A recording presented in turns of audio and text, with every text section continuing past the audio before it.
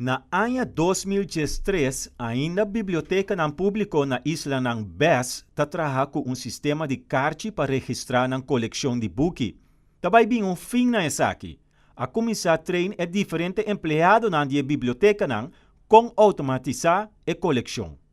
Sim, agora que nós handmatig ainda, anto agora é de mês turcosta by namang, que mais que bi, anto se é sistema aqui nós vai começar full com automatização, sim. Pero é sistema que nós temos by dentro agora que tá com nós vai assim full, não? Que é sistema agora que ainda me fia book, é sistema que nós temos nos cartinang, tudo isso tá by agora que com automatização. Met dat heel leuk eigenlijk. No? Het daarbij had het systeem más eficiente, no? Porta más klantvriendelijk. Durante o curso de 3 dias, o empleado na biblioteca na isla ng besta sinha tra com o sistema na Mark 21 e ABCD.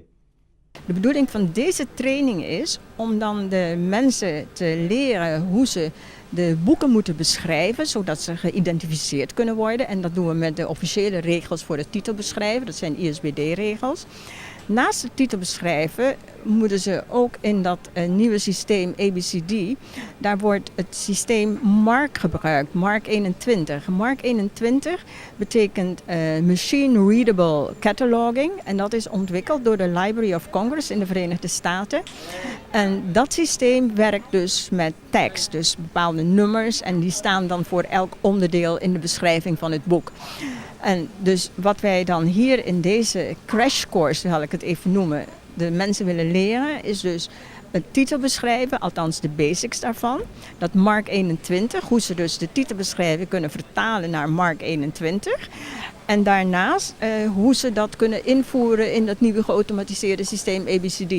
Com exceção de Biblioteca Nacional de Curaçao, haverá Sintana Cas por buscar boek de tour collectie de diferente biblioteca na nos isla. De bibliotheek van het Hof van Justitie, van het Centraal Bureau voor de Statistiek, van het Nationaal Archief, van, hoe heet dat ook alweer, de gezondheidszorg, van de opleiding voor verpleegkundigen, IVE.